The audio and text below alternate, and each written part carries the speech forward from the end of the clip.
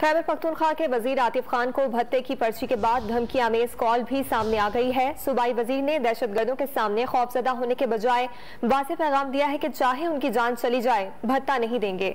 इस हवाले से सूबाई वजीर आतिफ खान का क्या कहना है, आइए आपको दिखाते हैं। सूबाई वजीर को धमकी आमेज खत के बाद धमकी आमेज कॉल मौसूल हुई है और इसी पर बात करेंगे। ब्यूरो चीफ पेशावर अली अकबर हमारे साथ मौजूद हैं।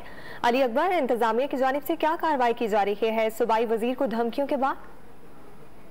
जी, ये जो कॉल्स है तो इसकी जो रिकॉर्डिंग है वो तहकीकात इदारों ने हासिल कर ली है और जिस तरीके से जो कि जिन्होंने खत दिया है और वो आतिफ खान को यही कह रहे हैं कि हमारे बंदे भी जो है वो पहुंच गए, लेकिन हम जो है हमने खत का फैसला किया है और जो आप जवाब देंगे तो उसके बाद मजीद जो है हम फैसला करेंगे।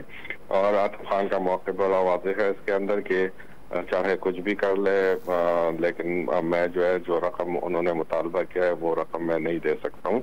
तो ये कार जो है तहकीकाती इदारों ने हासिल कर ली है और इनका अब जायजा लिया जा रहा है। इनके लिए जो है जियो फेंसिंग का फार्मूला भी जो इस्तेमाल किया जा रहा है कि कॉल जो है वो कहाँ से आई है, कहीं आसपास से आई है, कहीं दूर से आई है। तो जो कल एक खाता और ये कॉल्स आई थी तो इनकी तहकीकात की जा रही है। अली अकबर, बहुत शुक्रिया, आप इस हवाले से अपडेट कर रहे थे।